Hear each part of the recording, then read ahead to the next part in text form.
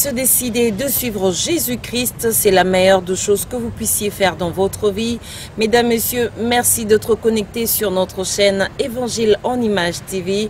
Pour ce numéro, nous nous rendons à Libreville, au Gabon, avec le pasteur Ange Gabriel, marié, père de 5 enfants, responsable de l'église évangélique Mont-Carmel, Algérie. À tout de suite.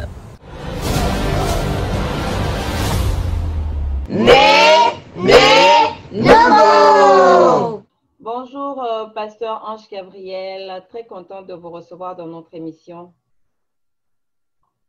Oui, bonjour ma sœur, pareillement que moi aussi. Comment allez-vous?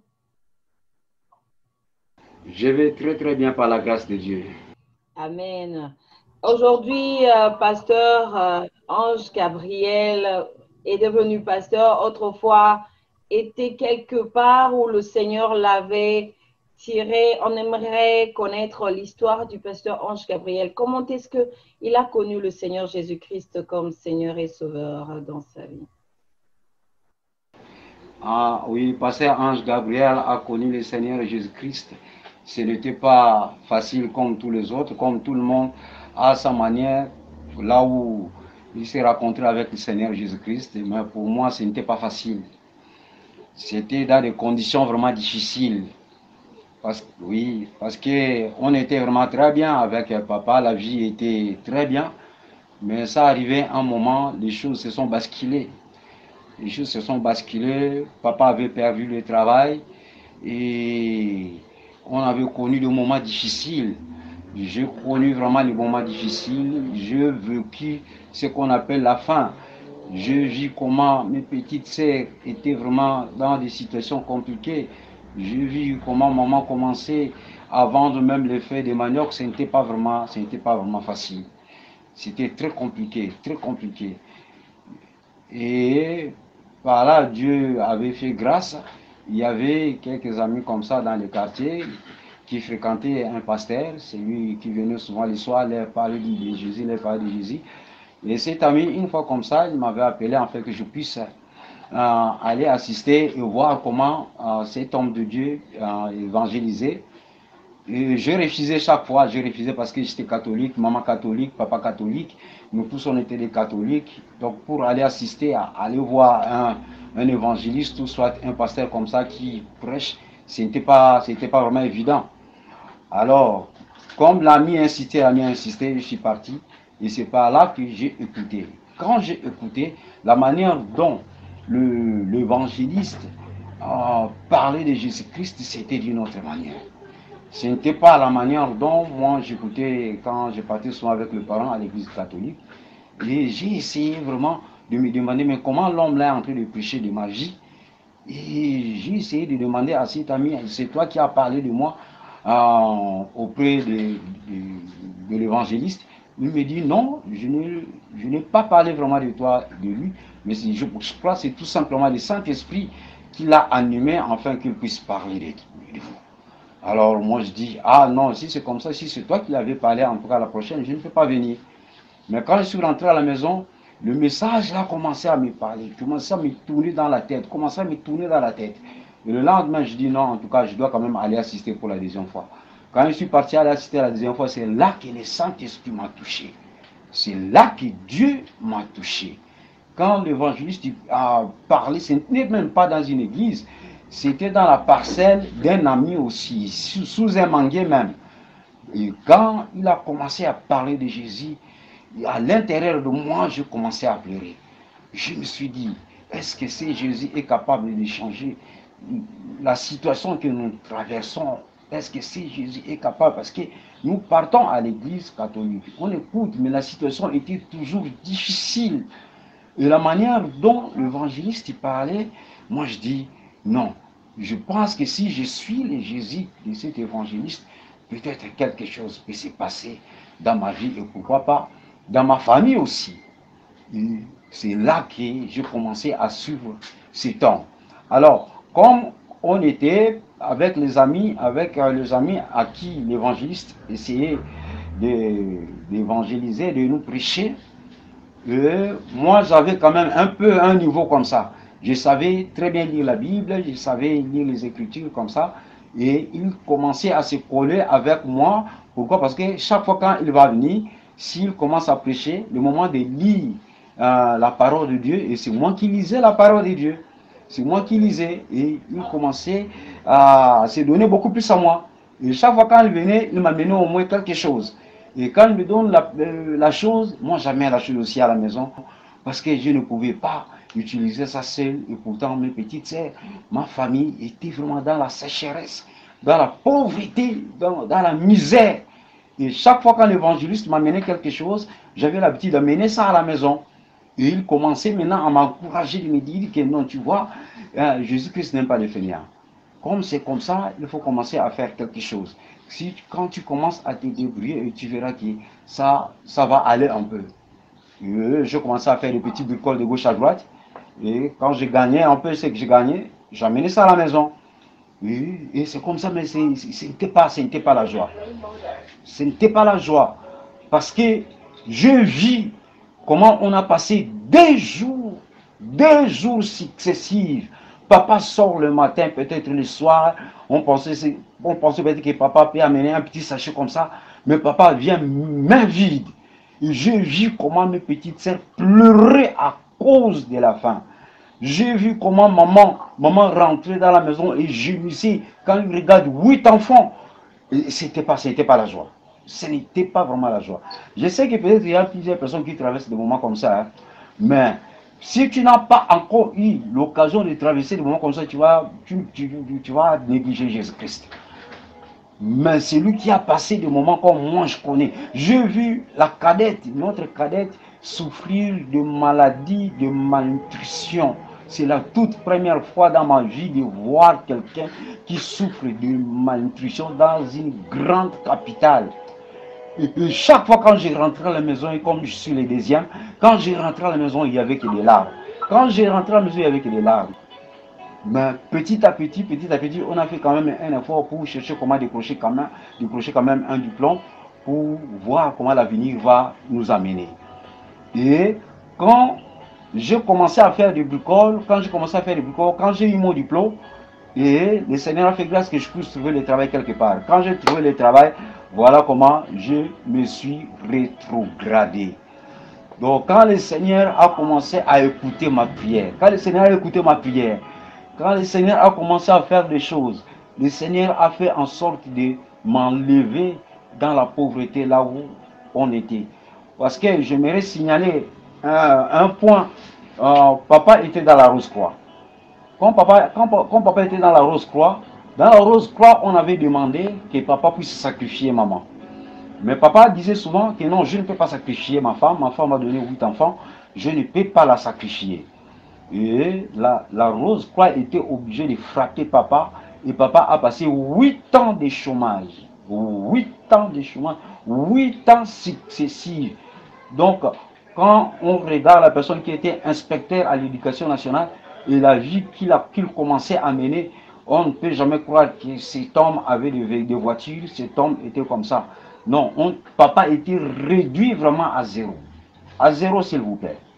À zéro. J'ai vu comment la Rose-Croix a frappé papa.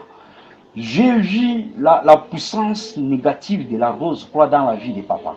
Parce que partout là où papa partait pour chercher le travail, malheureusement, on lui demandait tout simplement de revenir. On lui demandait tout simplement de revenir. Et lui aussi ne voulait pas revenir. Parce qu'il a vu ce que la Rose-Croix l'avait puni. Et la Rose-Croix a bouffé. Maman avait la grossesse de 8 mois et quelques semaines. Et on a forcé la grossesse jusqu'à ce que maman est allée accoucher. Jusqu'après l'accouchement, maman n'a même pas vu son enfant. Donc on a pris l'enfant et l'enfant était parti comme ça. La Rose-Croix a récupéré l'enfant à la place de maman et on a coupé la vie de papa. Et ce n'était pas papa qui souffrait, c'est presque toute la famille qui souffrait. On a connu vraiment la souffrance. Mais je bénis le Seigneur parce que dans cette souffrance, on m'a invité quelque part et j'ai écouté Jésus-Christ, je l'ai accepté. Quand j'ai accepté Jésus-Christ est rentré dans ma vie et Jésus-Christ a commencé à changer ma vie. J'ai amené mon petit frère, j'ai amené aussi ma petite sœur dans le Seigneur. Et quand Jésus-Christ a changé ma vie, j'ai commencé à aider un peu la famille. Je bénis infiniment le Seigneur. Pourquoi? Parce que en 1984, c'est là où j'ai accepté Jésus-Christ comme Seigneur et Sauveur.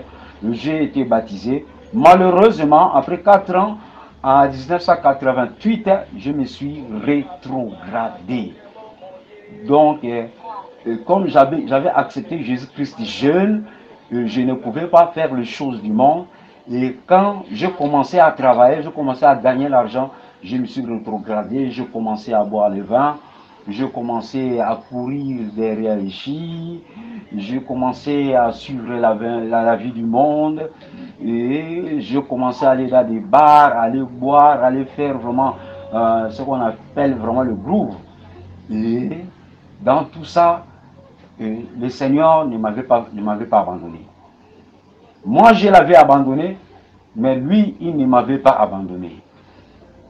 Je commençais vraiment à faire de mauvaises choses. Et je me rappelle, une fois comme ça, j'avais au moins 7 copines. Donc, chaque copine avait son jour. Donc, lundi, une copine, mardi, une copine, mercredi, une copine, jeudi, une copine, vendredi, une copine, samedi, une copine, dimanche, une copine. Donc, j'avais 7 copines comme ça. J'étais vraiment très loin. J'avais abandonné vraiment le Seigneur. Mais le Seigneur ne m'avait pas abandonné. Donc, c'est vraiment cette partie qui me donne encore la force, qui m'a donné encore la force de suivre Jésus-Christ. Malheureusement, quand je me suis rétrogradé, la vie était très compliquée, dans le sens que malgré que je travaillais, malgré que j'avais un peu, la situation n'était pas comme c'était avant, mais il y avait quelque chose qui me manquait. Il y avait quelque chose qui me manquait. Et à chaque fois, quand je regarde les années passées, quand j'ai accepté Christ comme Seigneur et Sauveur, je regarde la manière dont je partais à l'église, je regarde la manière dont on évangélisait dans les bus, dans les taxibus, dans les marchés. Et quand je regarde la vie que j'ai commencé à mener, il y a des fois que ça me faisait vraiment mal. Ça me faisait mal. Bon, une fois comme ça, j'ai trouvé une fiancée. Moi, je dis, bon, cette fois-ci, je vais arrêter la vie de borderie, je vais me marier maintenant. Je vais me marier maintenant. J'ai trouvé la fiancée. Et un jour, j'étais comme ça, à la maison, et je lisais un bouquet, et directement, je suis tombé. Quand je suis tombé, j'ai perdu connaissance. On m'a soulevé, on m'a emmené dans un dispensaire quelque part. Arrivé là-bas, l'assistant médical déclare directement que moi je suis mort. Et maman et tout le monde, mes petits frères, mes petites soeurs commençaient à pleurer. On est parti parler à ma fiancée. Ma fiancée est venue jusque dans le dispensaire là où moi j'étais, dans la polyclinique là où moi j'étais. Et tout le monde commençait vraiment à pleurer. Pourquoi? Parce qu'on m'a déclaré décédé, on m'a déclaré mort. Je ne respirais pas, il n'y avait rien, le cœur ne battait plus. Donc j'étais vraiment un cadavre. Et le docteur et l'assistant médical me dit à maman, parce que papa n'était pas là, dit à maman qu'en tout cas comme ça là, il faut appeler l'ambulance, que l'ambulance vienne me prendre et qu'on m'amène à la mort. Et quand on faisait des démarches pour appeler l'ambulance, c'est à l'instant, je me suis réveillé, j'ai ouvert les yeux. Quand j'ai ouvert les yeux, ma fiancée était juste à côté de moi. Elle est sautée. Elle a crié. Et j'ai vu maman venir dans la salle. J'ai vu mes petites sœurs et l'assistant médical est arrivé. J'ai ouvert vraiment les yeux. J'ai commencé à poser des questions. Mais qu'est-ce que moi je fous ici? Pourquoi vous m'avez amené ici? Moi je ne suis pas malade. Et l'assistant médical dit non, il faut le laisser, il faut le laisser, il faut le laisser. Quand quelqu'un commence à parler comme ça, peut-être il va retomber encore, il va mourir, il faut le laisser. Moi je dis non, moi je ne suis pas malade. Je dois partir d'ici. Moi je ne suis pas malade. Et pourquoi? Parce qu'il y avait des perfusions un peu partout dans le corps. Et moi je dis il faut m'enlever tout ça. Moi je ne suis pas malade. Et l'assistant médical dit est-ce que réellement toi tu n'es pas malade? Je ne suis pas malade. Il faut me regarder. Est-ce que moi, comme vous me voyez comme ça, moi je suis malade? l'assistant médical a demandé, bon, ok, comme c'est comme ça, tu vas signer, tu vas dire que tu n'es pas malade, et toi tu vas, parce que si quelque chose t'arrive là où tu vas partir, qu'on ne dise pas que c'était l'hôpital. Moi je dis, ok, je dois signer, moi je ne suis pas malade. Et quand j'ai signé, quand je suis sorti de la police, il y avait un monde qui était vraiment dehors, et j'ai vu mes amis qui pleuraient, des camarades qui pleuraient, les gens du quartier étaient là, et tout le monde, ça s'est parlé. Ça s'est parlé de gauche à droite. Et voilà comment je suis sorti. Moi, je dis, oh, mais il y a quel problème? Moi, je ne suis pas malade. Moi, je ne suis pas mort. Moi, je suis rentré à la maison. Donc, comme réellement quelqu'un qui n'était pas malade. Et je n'étais pas malade aussi. Et moi, j'ai compris que non, en tout cas, ça là, ça doit être quelque chose. Les autres commencent à dire que oh, non, ça là, c'est la sorcellerie. On cherche à me bouffer, des choses comme ça. Moi, je dis, ah, moi, on ne peut pas me bouffer comme ça. On peut me bouffer comme ça. Et par après 10 ans, je suis parti. Là, je suis toujours dans ma vie et à l'air. Je ne suis plus avec le Seigneur. Je suis parti, ils sont partis avec ma femme dans un village quelque part, aller payer les choses. On faisait un peu de commerce comme ça. Arrivé là-bas dans ces villages, il y avait un missionnaire qui organisait une campagne d'évangélisation. Et arrivé, ma femme me dit, on peut aller assister dans cette campagne. Moi, je dis non. Moi, je ne parle pas. Moi, je n'aime pas aller écouter les gens. Ça. Parce que chaque fois quand j'écoutais, ça me gênait. Ça me gênait, ça me faisait vraiment très mal. En tout cas, si quelqu'un abandonne Christ, la personne a la honte d'écouter la parole de Dieu. Si quelqu'un s'est rétrogradé, cette personne ne peut jamais être content à quelqu'un qui prêche la parole de Dieu. Pourquoi? Parce que tout ce qui commencera à écouter, ça sera comme des épines. Parce que ce sont des choses qui lui prêchait, ce sont des choses qu'il lui avait écoutées, qu'il lui acceptait avant. Et par après, il a abandonné, il a laissé, et les choses là deviendront comme des épines. Et je ne pouvais pas supporter aller assister. Et ma femme était partie, moi je suis resté à la maison. Quand je suis resté à la maison, ça commençait à me tourner. Mais tu devais partir aller écouter. Moi je dis non, il y a une voix qui me parlait, tu devais partir pour aller quand même écouter. Moi je disais non, je résistais avec cette voix à l'intérieur de moi. Et quand c'est terminé, ma femme est revenue. Et il commençait à me parler, oh, c'était bon, moi je dis arrête-moi tout ça, arrête-moi, ne me parle pas des choses là. Mais moi-même, à l'intérieur de moi, ça me gênait. Et à un moment comme ça, je suis sorti de la maison, quand je vais rentrer encore comme ça, boum, je suis tombé. Quand je suis tombé, et c'est là que j'ai perdu encore connaissance, je ne respirais pas et mon cœur ne battait plus. Il y avait un dispensaire dans ce village. On est parti appeler l'infirmier. L'infirmier est venu avec l'appareil, le stéthoscope. Il a essayé, et il a confirmé que le monsieur ici n'est plus, le monsieur ici est décédé. Alors ma femme commençait à pleurer. Les gens, comme on était chez le chef du village, les chefs du village aussi, et les gens là, tout le monde qui était là commençait à pleurer, comment un jeune qui a quitté la capitale est venu très loin au village comme ça et il va mourir. Il va mourir ici au village et ce n'est pas bon. En tout cas, et les gens commençaient, et ma femme commençait à pleurer mal. Là, on avait encore un enfant. Ma femme commençait à pleurer mal et tout le monde, les gens, qu'on a voyagé ensemble, commençaient à pleurer. On est allé appeler l'infirmier. L'infirmier est arrivé, il a regardé, il a dit que non, c'est fini, l'homme là est décédé. Alors, on est allé signaler à ces missionnaires qu'il y a un jeune homme qui vient de la capitale, qui vient de mourir ici, tout de suite même, il vient de mourir. Et le missionnaire est venu jusque là où moi j'étais. Le missionnaire a demandé à tout le monde de sortir de la maison, tout le monde est sorti. Et il est resté avec ma femme, avec le chef du village. Et il a commencé à prier, à prier, à prier, à prier, à prier vraiment fort, jusqu'à ce que j'ai éternué.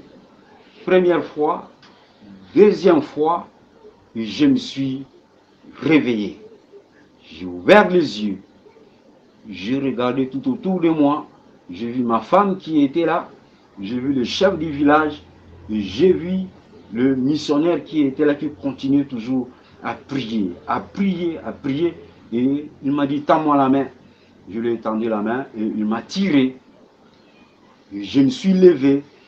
Moi, je dis, je ne suis pas malade. Je ne suis pas malade. Le missionnaire dit, effectivement, tu n'es pas malade. Moi, je dis, non, moi, je ne suis pas malade. Je ne suis pas malade. Et c'est là que le missionnaire m'a dit, mon frère, tu n'es pas malade, mais une seule chose, Dieu a besoin de toi. Dieu a besoin de toi. Moi, je dis, ce n'est pas la première fois, ça c'est la deuxième fois. Il me dit, si, Dieu a besoin de toi. Si la première fois, Dieu t'a fait mourir et tu es revenu à la vie, c'était un avertissement. La deuxième fois, c'est aussi un avertissement. Mais l'Esprit de Dieu me dit, la troisième fois, tu ne reviendras plus. Mais il faut comprendre que quand tu vas aller vers un enfer. Okay. Amen. Le Seigneur Jésus-Christ, le Seigneur Jésus-Christ a besoin de toi pour que tu le serves. Non seulement de revenir à lui, mais de le servir. Je vous dis, ma sœur, j'ai pleuré amèrement. Donc c'est à partir de là que j'avais pris réellement la décision. Ma sœur, j'aimerais vous dire, il n'y a pas quelque chose qui fait peur si ce n'est que la mort. Ce n'est pas frôler la mort, mais moi je prônais la mort. Et quand le missionnaire m'avait dit que Jésus-Christ a besoin de toi pour que tu le serves, sinon la troisième fois tu ne reviendras plus et tu vas aller vers un enfer. Amen. Nous comprenons tout de suite que le Seigneur vous a accompli beaucoup de choses dans votre vie. Parmi vous accorder aussi la vie, il vous a épargné de la mort. Mais ici, il faudra dire un mot à ces bien-aimés qui ont vécu exactement votre passé, qui doivent arrêter avec le péché parce que vous étiez derrière les filles, prendre l'alcool et tout ça. Le Seigneur vous a sorti de là un message pour ceux-là même qui ont accepté Jésus-Christ et puis ils se sont rétrogradés. Un petit conseil. En tout cas, un conseil que moi je donnerais à mes bien-aimés est de ne pas chercher à rétrograder, de ne pas chercher à abandonner le Seigneur. Si le Seigneur m'a fait grâce de revenir 2 fois à la vie, peut-être eux, ils n'auront pas cette grâce. Moi, j'ai vu des personnes quelqu'un tombe et quand la personne est tombée, la personne n'a pas eu la grâce de revenir encore à la vie. J'ai vu des personnes comme ça. Quelqu'un qui n'était pas malade, mais la personne est tombée et la personne est partie pour de bon.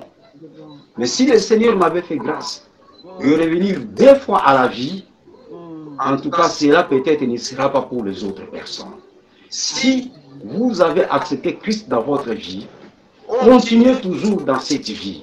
Si vous avez accepté Christ dans la misère, si vous avez accepté Christ dans la solitude, si vous avez accepté Christ dans le manquement, et que Christ, par sa miséricorde, vient de vous donner ce que vous lui avez demandé, et la situation commence à changer, ne laissez pas Christ. N'abandonnez pas Christ. Parce que quand moi j'avais abandonné Christ, sans vous mentir, malgré que je buvais, je me rappelle une fois comme ça, on a bu au moins 32 bouteilles de boissons, 3 personnes. Je me rappelle de ce jour-là. Mais qu'est-ce que j'avais gagné si ce n'est que la maladie? Qu'est-ce que j'avais gagné derrière le vin?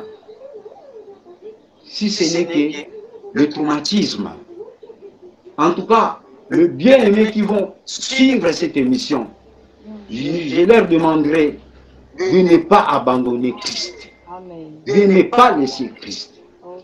Parce que ensemble avec Christ, il y a la paix, il y a la joie, il y a la sécurité Amen. et il y a aussi l'espérance. Donc c'est ça ce que moi je peux demander aux bien-aimés qui vont suivre cette émission. Je bénis infiniment le Seigneur vraiment pour cette émission, en fait que je puisse montrer à la face du monde comment abandonner Christ, c'est la mort. Loin de Christ, c'est la mort. Moi, j'ai vécu la mort. Amen, amen, amen. Merci beaucoup, Pasteur Ange Gabriel. C'était vraiment un plaisir de vous recevoir dans cette émission et je crois que les enfants de Dieu sont abondamment bénis et je les invite en même temps de se décider alors de suivre Jésus-Christ et ceux-là qui avaient abandonné, qu'ils se lèvent. Que le Seigneur vous bénisse, pasteur. Bon dimanche à vous. Amen, merci. Que le Seigneur vous bénisse aussi, que le Seigneur bénisse cette émission, que cette émission puisse avoir vraiment le succès, puisse aller de l'avant au nom de Jésus. Amen. Amen. Amen. Bye bye. Bye bye.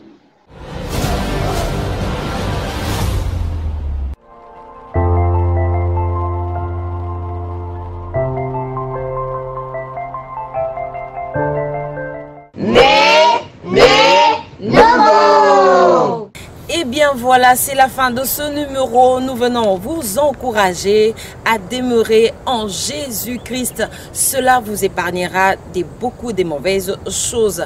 Eh bien, vous qui avez un témoignage à nous partager, n'hésitez pas de nous laisser un message sur notre messenger de la page Facebook Évangile en images et nous entrerons en contact avec vous. Surtout, n'oubliez pas de vous abonner. Que Dieu vous bénisse. Bye.